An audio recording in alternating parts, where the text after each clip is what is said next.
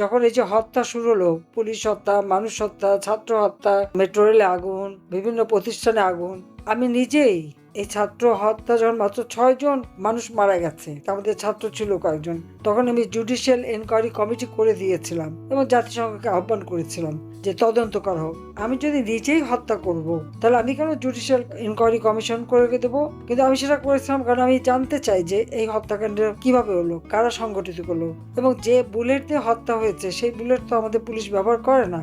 অথচ মিথ্যা মামলা শুধু না, আন্তর্জাতিক পর্যায়ে পর্যন্ত বদনাম দেওয়া। অ্যামনেস্টি ইন্টারন্যাশনাল এবং জাতিসংঘ যে রিপোর্ট দিয়েছে বা তারা বা বিচার চেয়েছে, আমি অ্যামনেস্টি ইন্টারন্যাশনালকে ডাকবো এবং জাতিসংঘকে বলবো যে তারা আগে যতগুলি হত্যাকাণ্ড হয়েছে প্রত্যেকটা হত্যাকাণ্ডের তদন্ত তাদের করতে হবে। ইউনুস যেমন মেটিকুলাসলি ডিজাইন করে ওই চক্রান্ত করেছে, এদেরকে আমি বলবো মেটিকুলাসলি এইসব তদন্তগুলি যেন তারা করে। প্রত্যেকটা কবর থেকে ওই আবু সাইদ থেকে শুরু করে প্রতিটি ছাত্রের লাশ তুলে ফরেন্সিক করে কিভাবে তারা মারা গেছে তার সঠিক তথ্য খুঁজে বের করতে হবে, সঠিক তদন্ত করতে হবে। এটা আমারই দাবি যে তদন্ত করে তারপর তারা দেখুক যে এই হত্যাকাণ্ডগুলি কে ঘটিয়েছে। আমি এখানে মানুষ হত্যা করতে আসিনি, আমি মানুষের কল্যাণ করেছি, আমি উন্নতি করেছি, আমি দুর্নীতি করতে আসিনি, সাধারণ মানুষের জীবন মান উন্নতি করেছি। সেখানে আমার অপরাধটা কি? আজকে এই মিথ্যা তথ্য দিয়ে, এবং এই প্রতিবেদনটা বিবিসি যখন করলো, তার তো উচিত ছিল সারা গ্রাম বাংলাদেশ ঘুরে দেখা, প্রত্যেকটা পরিবারের সাথে কথা বলা। ক্ষতিগ্রস্ত পরিবার, কত ঘরে আগুন দিয়েছে, কত ইন্ডাস্ট্রিতে আগুন দিয়েছে, হাসপাতালে আগুন দিয়েছে, হোটেলে আগুন দিয়েছে, সেখানে মানুষ পুড়ে মারা গেছে। 32 নম্বর যখন আগুন দিয়েছে সেখানেও 3 জন মানুষের লাশ পাওয়া গেছে 32 নম্বর রোডের উপরে। এই লাশগুলি কারা করলো, এই হত্যাকাণ্ডগুলি কারা করলো, এটা তো তাদের খুঁজে দেখা উচিত ছিল।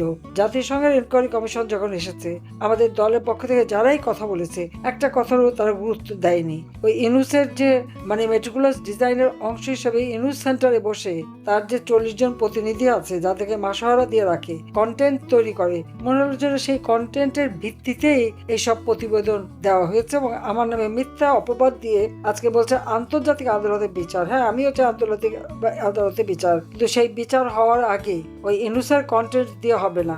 এখানে আসল এক্সপার্ট নিয়ে এসে প্রত্যেকটা হত্যার তদন্ত করতে হবে, প্রত্যেকটা হত্যার তদন্ত করে এর সঙ্গে কে দায়ী সেটাই খুঁজে বের করতে হবে। আর এটা যদি তারা খোঁজে, অবশ্যই আমি জানি, শতভাগ আমার বিশ্বাস যে ইনুস যে হত্যাকাণ্ডগুলি ঘটিয়েছে এতে কোনো সন্দেহ নাই। তার কাজ হচ্ছে উদরপিণ্ডি বুদর গাড়ি দেওয়া। যারা হত্যা করেছে, অগ্নিসন্ত্রাস করেছে, তাদেরকে দিয়েছে দায় মুক্তি, আর মামলা দিয়েছে আমাদের বিরুদ্ধে, আওয়ামী লীগের নেতা কর্মীদের বিরুদ্ধে। কাজে এই জিনিসটাই তাদের খুঁজে বের করতে হবে। দায় মুক্তি কেন দিল, কি কারণে? দায় মুক্তি তো এই জন্যই দিয়েছে যে যেহেতু তারা দায়ী, যেহেতু তারা এই সমস্ত অপকর্ম করেছে, যারা এই ইনুসের প্ররোচনায় যে সময় তার যে মাস্টার মাইন্ড এবং চালারা, তারা তাদেরকে যা বুঝিয়েছে সেটা বিভ্রান্ত হয়েছিল। আজকে তারা সেই বিষয়টা বুঝতে পেরেছে, অনুশোচনা হচ্ছে, ক্ষমা চাচ্ছে। আমি তো ক্ষমা করে দিয়েছি, আমার তো কারোর বিরুদ্ধে কোনো অভিযোগ নেই। কিন্তু আজকে আমরা আমাদের আওয়ামী লীগের অগণিত নেতা কর্মী, মুক্তিযোদ্ধা, তাদেরকে অপমান করা, তাদেরকে হয়রানি করা, মিথ্যা মামলা দেওয়া, এবং আমাদের তো ঘর বাড়ি কিছু নেই। আমার তো ঢাকা শহরে কোনো বাড়িঘরই নেই। জয় পুতুলের বাবার বাড়ি সুধাসদন, সেটাকে আগুন দিয়ে পুড়িয়েছে, লুটপাট করেছে, কিচ্ছু নেই, আমাদের সব লুট করে নিয়ে গেছে, এক কাপড়ে বের হয়ে আসতে হয়েছে। সেই ক্ষেত্রে আমি বলবো যে তদন্ত যদি করতে হয়, মামলা চালাতে হয়, তাহলে আগে এই তদন্ত করে দেখতে হবে যে কারা এই হত্যার সঙ্গে দায়ী। আমি এটা চাই, কারণ হত্যা করা আমাদের কাজ ছিল না। তাহলে তো যখন থেকে তারা ছাত্র আন্দোলনে নেমেছে তখনই তাদের উপরে হামলা করে তাদেরকে তুলে দেওয়া যেত, যেটা ডক্টর ইউনূস এখন করে। ছাত্ররা আন্দোলন করেছে, আন্দোলন নামার সাথে সাথে তাদেরকে গুলি করা, সাউন্ড গ্রেনেড, গরম পানি মারা। প্রাইমারি শিক্ষক, ছোট বাচ্চা কোলে, তার উপরে গরম পানি মেরেছে। মাদ্রাসার শিক্ষক আন্দোলন করতে গেছে, তাদের হামলা করেছে। গার্মেন্টস শ্রমিকরা আন্দোলন করেছে, সেখানে গুলি করে 2 জন শ্রমিক হত্যা করেছে। শ্রমিকদের একটা ইন্ডাস্ট্রি বন্ধ করে দিয়েছে, শ্রমিকদের পেটে লাথি মেরেছে, তারা আজকে কাজ পায় না। এগুলি কারা করেছে? এগুলি অপরাধ না? আর হত্যাকাণ্ড তো এখনো চলছে, আজ পর্যন্ত চলছে। গত 2 দিন আগেও আমাদের যুবলীগের এক নেতাকে হত্যা করেছে। একের পর এক তারা হত্যাকাণ্ড করে যাচ্ছে এবং এর কোনো বিচার নাই, কোনো নালিশ করার জায়গা নেই, মামলা করা যাবে না। যারা ক্ষতিগ্রস্ত তারা মামলা করতে পারে না, কিন্তু আমাদের বিরুদ্ধে মামলা একটার পর একটা, 450-এর উপর মামলা, সব নাকি হত্যাকাণ্ড। আর 1400 মানুষের যে তালিকা জাতিসংঘ ঘোষণা করেছে, অ্যামনেস্টি ইন্টারন্যাশনাল রিপোর্ট তারাও সেই 1400 বলেছে। আমি তাদেরকে চ্যালেঞ্জ দিচ্ছি, সেই 1400 নাম তারা বলবে। আর যে লিস্ট গেজেট করেছে সরকার 832 জন না কতজন, ওই গেজেটে যাদেরকে মানে নিহত শহীদ বলেছে, প্রত্যেকটা কেস তদন্ত করে দেখো এর মধ্যে কতটা ফাঁক আছে। কেউ হয়তো হার্ট ফেল করে মারা গেছে, কেউ অ্যাক্সিডেন্টে মারা গেছে, কেউ লুট করতে যেয়ে মারা গেছে, কেউ আগুন দিতে যেয়ে মারা গেছে, বা ও যারা অগ্নি সন্ত্রাস করেছে সেখানে ঢুকে লুট করতে যেয়ে মারা গেছে, সবাই নাকি শহীদ হয়ে গেছে। তো এমনকি আমার বিরুদ্ধে যত হত্যাকাণ্ড মামলা, অনেকে তো জীবিত হয়ে ফিরে এসেছে। তাহলে কিসের বিচার করবে? ইউনুস করেছে সেই 7.62 বুলেট দিয়ে মানুষ হত্যা, আর সেই দোষটা পাচ্ছে এখন আমার উপরে। আন্তর্জাতিকভাবে আমার সমস্ত ইমেজ নষ্ট করার জন্য এই মিথ্যা অপবাদ ছড়িয়ে বেড়াচ্ছে। তার টাকা আছে, যে জনগণের অর্থ আত্মসাৎ করে বিরাট অঙ্কের টাকা, আর তাছাড়া এদিকে সেই আমেরিকানদের টাকা। কারণ আমেরিকানদের কাছে তার টাকা নেওয়া এবং তার কাজটা কি আমার দেশটাকে ধ্বংস করা।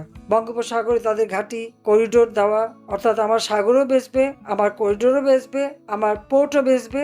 দেশ আজকে সেন্ট মার্টিন দ্বীপে এই 10 মাসে কেউ যেতে পারেনি। সেন্ট মার্টিন দ্বীপে কোথায়, কেন যেতে পারেনি? সেন্ট মার্টিন বিক্রি করে দিল নাকি? সেটাও খোঁজ নেন।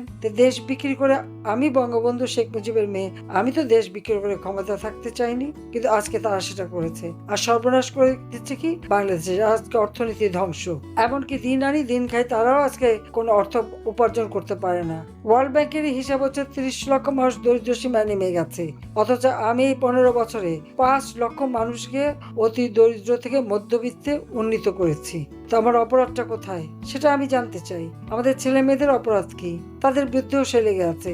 আর ইউনুসের বিরুদ্ধে তো মামলা আছে, ক্ষমতা দিয়েই সব মামলা সে প্রত্যাহার করে নিয়েছে, আর আমাদের মামলা দিয়েছে। ঠিক আছে, মামলা দিক, সততার একটা শক্তি আছে, আমরা সততার সাথে চলেছি, সে আত্মবিশ্বাস আছে, আন্তর্জাতিকভাবে তার পয়সা আছে, অপপ্রচার চালাতে পারে, কিন্তু সত্যের যে একদিন হবে হবে। আজকে যাদের সাথে আমি কথা বললাম, প্রত্যেকেই তো আজকে ভুক্তভোগী। কারোর তো জীবনে শান্তি নাই, নিরাপত্তা নাই।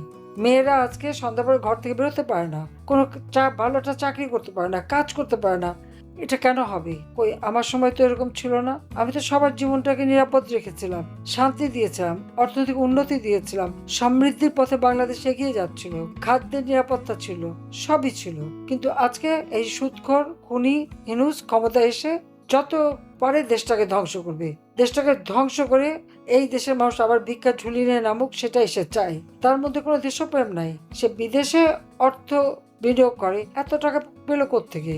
আর তার সাথে তার এখন সমন্বয়কারী আর সেই নতুন দল একটা তৈরি করেছে। জনগণের সমস্ত অধিকার আজকে কক্ষিগত। সাংবাদিকরা যা দেখে লিখতে পারবে না, তাদেরকে হত্যা করা, সংখ্যালঘুদের উপরে চরম নির্যাতন, আইনজীবীদের উপরে নির্যাতন। এমন কোন শ্রেণী পেশার মানুষরা আজকে নির্যাতনের শিকার না হচ্ছে। আর নিজের এদিকে হাজার হাজার কোটি টাকা বানাচ্ছে, আর শত কোটি হয়ে এখন হাজার কোটি টাকা কামানোর চেষ্টা। আর এদিকে আমার দেশের মানুষ কষ্ট পাচ্ছে। আমার কষ্টটা, দুঃখটা সেখানেই। যখন আমার বিরুদ্ধে আন্দোলন, এই মেয়েরা আর ছেলেরা যখন আন্দোলন করে গভীর রাত পর্যন্ত, তাদের রীতিমতো আমার বিরুদ্ধে স্লোগান দেয়, আর আমি তাদের প্রোটেকশন দিই যে কোনো মতে তাদের কোনো ক্ষতি না হয়। আমি তো তাদের বিরুদ্ধে কোনো ব্যবস্থা নেইনি। যখন তারা পুলিশের উপর আক্রমণ করে, সাধারণ মানুষের উপর আক্রমণ করে, পুলিশকে কারো অর্ডার দিতে হয় না। সিআরপিসিতে নির্দেশ করা আছে কখন কোন অবস্থায় কি পদক্ষেপ তারা নেবে, এটা তো তাদের নির্দেশিকা রয়ে গেছে। নিজের যান বাঁচাতে সবাইকেই রুখে দাঁড়াতে হয়, এটাই নিয়ম। তো তার যেটা করেছে, আজকে পুলিশ মেরে মেরে আগুন দিয়ে পুড়িয়ে ঝুলিয়ে যারা রেখেছে, পুলিশ তাদের নিজেদের জীবন বাঁচাবে না? আজকে র্যাবের সদস্যকে হত্যা করেছে, পুলিশ হত্যা করেছে, আনসার হত্যা করেছে, সেনাবাহিনীর অফিসার, বিমান বাহিনীর অফিসার আক্রমণ করেছে। তো তারা সেখানে কি করে বসে? সেখানে কি কেউ যদি আক্রান্ত হয়, সে তো আর প্রোটেকশনে যা খুশি করতে পারে, সেখানে কি কারো অর্ডার লাগে? আর ইউনূস যে ক্ষমতা আসার জন্য এতগুলি মানুষের জীবন নিল, আমার আওয়ামী লীগেরই তো 1000-এর উপর কর্মী পরিবার সহ তাদেরকে হত্যা করেছে, 10,000-এর মতো নেতাকর্মী আহত, প্রায় 5 লক্ষ মামলা, না হলে 30-40 লাখ মানুষ আজকে মামলার আসামি। আমার আওয়ামী লীগের কোনো নেতাকর্মী বাদ নাই। আর প্রত্যেকের ঘর বাড়ি, ব্যবসা প্রতিষ্ঠান, দোকানপাট, পুকুরের মাছ থেকে শুরু করে তার মাছের খামার, মুরগির খামার, কারো কিছু নাই। না হলে 1 কোটি প্রতিষ্ঠানকে আগুন দিয়ে পুড়িয়েছে। এগুলি অপরাধ না? অ্যামনেস্টি ইন্টারন্যাশনাল বা জাতিসংঘ সেগুলি দেখলো না কেন? সেই তদন্তটা করলো না কেন? তাদের কাছে সেটাই আমি জবাব চাই। আমার বিরুদ্ধে মামলা করবে, কিন্তু এই জবাবগুলি আমি আগে চাই, যে তার এই জবাবটা দিতে হবে। আর প্রত্যেকটা হত্যাকাণ্ডের তদন্ত করেই তখন বিচার করবে। ওই ইউনূসের ওই তৈরি করা কন্টেন্টের উপরে নির্ভর করে প্রতিবেদন দিয়ে এই কোনো বিচার হবে না। বিচার করতে হলে এ পর্যন্ত বাংলাদেশের যতগুলি হত্যাকাণ্ড ঘটেছে প্রতিটি হত্যাকাণ্ডের বিচার তাদেরকে করতে হবে। অ্যামনেস্টিকেও করতে হবে, আর ওই আইসিসি আইসিটি তাদেরকেও করতে হবে, তারপরে বিচার। আর বাংলাদেশের আইসিটি তো অবৈধভাবে গঠন করা, তারা ইচ্ছামতো এক একটা রায় দেয়। আমাদের কোনো আইনজীবী তো দাঁড়াতে পারে না, তাদের মন মতো আইনজীবী দাঁড় করিয়ে দেয়। এটা কোন ধরনের বিচার হয়? এটা তো প্রহসন করা। তো এই প্রহসন চলছে বাংলাদেশে। একটা মানুষ স্বজন হারা, কেউ বাবা হারায়, কেউ ছেলে হারায়, কিন্তু মামলা করতে পারবে না। কেন মামলা করতে পারবে না? আজকে বাংলাদেশে ন্যায় বিচার নাই, মানুষের পেটে খাবার নাই, সমস্ত জিনিসের দাম বেড়ে গেছে, মানুষের আয় রোজগার নাই, মানুষ চিকিৎসা নিতে পারে না, ভালো ভালো ডাক্তার সার্জন চাকরি থেকে বের করে দিচ্ছে, সরকারি অফিসারদের চাকরি থেকে বের করে দিচ্ছে, পুলিশ বাহিনীকে তো ধ্বংস করছে, সেনাবাহিনীর অবস্থাও একই অবস্থা। সব দেশটাকে নিয়ে একটা ছেলে খেলা শুরু করে দিয়েছে। এভাবে ছেলে খেলা চলতে দেওয়া যায় না। আমি সবাইকে একটু বলবো যে এর বিরুদ্ধে সকলকেই সোচ্চার হতে হবে, প্রতিবাদ করতে হবে। এবং ছাত্রছাত্রীদের বলবো, আজকে প্রায় 5 লক্ষ ছাত্রছাত্রী লেখাপড়া করতে পারেনি, পরীক্ষা দিতে পারে না। কিছু আর্থিক কারণে, কিছু এই সন্ত্রাসের কারণে পরীক্ষা দিতে গেলে তাদের মারধর করে। কি আওয়ামী লীগের অপরাধটা কি? আওয়ামী লীগই তো দেশ স্বাধীন করে দিয়েছে। আমার বাবা দেশ স্বাধীন করেছে, আমি দেশের উন্নতি করেছি, অধিকার আমাদের আছে। সারা জীবন আমরা কষ্ট করেছি। আমি নিজেই তো প্রায় 5-6 বার জেল খেটেছি, কতবার আমাকে হত্যার চেষ্টা করা হয়েছে। আল্লাহ তো কোনো না কোনোভাবে আমাকে বাঁচিয়ে রেখেছেন। তো ঠিক আছে, আমি দেখব। আমি জনগণের উপরে বিশ্বাস করি, আল্লাহর উপরে বিশ্বাস করি, কারণ জনগণই আমার শক্তি। আমি আছি দেশের মানুষের পাশে। আজকে যে বিভিন্ন শ্রেণী পেশা সকলকে, যারা আপনারা তো কষ্টে আছেন, ধৈর্য ধরেন, আমি আছি আপনাদের পাশে, আমি থাকবো। ইনশাল্লাহ বাংলাদেশকে আবার আমরা শান্তির দেশ হিসেবে গড়ে তুলব। আবার এই সমস্ত সন্ত্রাসী, জঙ্গি, ইউনূস, দুর্নীতিবাজ, ফ্যাসিবাদ এর হাত থেকে দেশকে আমরা রক্ষা করবো ইনশাল্লাহ। সবাইকে ধন্যবাদ। খোদা হাফেজ। জয় বাংলা, জয় বঙ্গবন্ধু। বাংলাদেশ চিরজীবী হোক। একটা বিষয় স্পষ্ট, ডক্টর ইউনূসকে নিয়ে দেশের ভেতরে যেমন সমালোচনা আছে, বাইরের মিডিয়ায় ঠিক তেমনই তাকে ঘিরে সহানুভূতির আবরণ তৈরি হয়েছে। শফিকুল আলম একজন অভিজ্ঞ সাংবাদিক ও প্রেস সচিব হিসেবে আন্তর্জাতিক মিডিয়ার সামনে যে বক্তব্য দিয়েছেন তা নিঃসন্দেহ কৌশলী, তবে প্রশ্ন হচ্ছে এই বক্তব্য আসলে কার স্বার্থ রক্ষা করছে? ডক্টর ইউনূসের, নাকি রাজনৈতিক একটা বৃহৎ গেম প্ল্যানের? আওয়ামী লীগের ভবিষ্যৎ নিয়ে যে সন্দেহ বা সংকেত তিনি দিয়েছেন তা কেবল একটা মতামত হলেও সেটা খুব স্পষ্টভাবে তুলে ধরে দেশি বিদেশি শক্তিগুলো বাংলাদেশের রাজনৈতিক অস্থিরতা নিয়ে কতটা আগ্রহী। আমরা যখন দেশের অভ্যন্তরীণ রাজনৈতিক বাস্তবতা বিশ্লেষণ করি তখন বুঝতে হয় এই সব বক্তব্য শুধু ব্যক্তি নয়, পুরো রাজনৈতিক প্রেক্ষাপটকে প্রভাবিত করতে পারে। তাই দর্শক হিসেবে আপনার দায়িত্ব হচ্ছে শুধু ভিডিও না দেখে সেটার ভেতরের প্যাটার্ন, উদ্দেশ্য এবং ব্যাকরণটা বুঝে না। শেখ হাসিনার সরকার যদি ভুল করে সেটা সমালোচনা হতে পারে, কিন্তু যদি কেউ পরিকল্পিতভাবে দেশের ভাবমূর্তি ক্ষতিগ্রস্ত করার উদ্দেশ্যে কথা বলেন সেটাও চিন্তার বিষয়। সবশেষে বলবো, সমালোচনা হোক ন্যায্য, বিশ্লেষণ হোক তথ্যভিত্তিক এবং সিদ্ধান্ত আপনার। এই ভিডিওটা দেখে একটা জিনিস পরিষ্কার, ডক্টর ইউনূসকে ঘিরে দেশ বিদেশে আলাদা এক রাজনীতি তৈরি হয়েছে, আর সেই রাজনীতিরই প্রতিচ্ছবি আমরা দেখলাম তার প্রেস সচিব শফিকুল আলমের কথায়।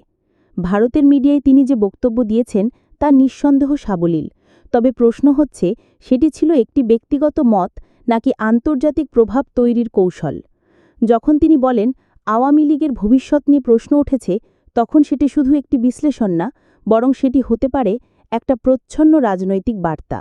মনে রাখতে হবে, দেশের রাজনীতিতে মত প্রকাশের স্বাধীনতা আছে, কিন্তু সেই মত যদি কোনো নির্দিষ্ট শক্তির পক্ষে প্রোপাগান্ডা হয়ে দাঁড়ায়, তখন প্রশ্ন তুলতেই হয় এই বক্তব্যের সময় ভাষা এবং উদ্দেশ্য কি কাকতালীয়?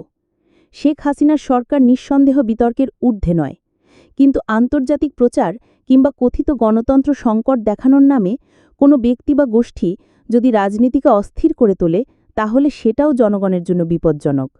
বিশ্লেষণ করুন, ভাবুন, প্রশ্ন তুলুন, তবে গুজব নয়, তথ্যের উপর দাঁড়িয়ে সিদ্ধান্ত নিন, কারণ এই দেশ আমাদের সকলের। তো আজকে এই পর্যন্তই, কিন্তু প্রশ্নগুলো এখানেই শেষ নয়। এই দেশ, এই রাজনীতি, এটা আমাদের সবার। আপনি, আমি, আমরা সবাই মিলে গড়ে তুলব সচেতনতার একটা মঞ্চ। আপনার ভাবনা, আপনার চিন্তা এবং আপনার মতামত আমাদের দরকার। তাই কমেন্টে লিখে জানান এই মুহূর্তে আপনি কি ভাবছেন এবং আপনি কোন দিকে তাকাচ্ছেন। রিপাবলিক অ্যান্ড পলিটিক্স কেবল খবর বা বক্তব্যের জায়গা নয়, এটা একটা ভিন্ন মতের প্ল্যাটফর্ম। এখানে প্রশ্ন করার সাহস আছে, সত্যের পেছনে ছুটে চলার স্পর্ধা আছে। চ্যানেলটি ভালো লাগলে অবশ্যই সাবস্ক্রাইব করে পাশে থাকুন, কারণ একটা ক্লিকেই হতে পারে হাজারো অন্ধকার ভেদ করে আলো খোঁজা শুরু। ফিরছি পরের পর্বে আরও খোলামেলা বিশ্লেষণ নিয়ে। সে পর্যন্ত সবাই ভালো থাকুন, সুস্থ থাকুন। আল্লাহ হাফেজ।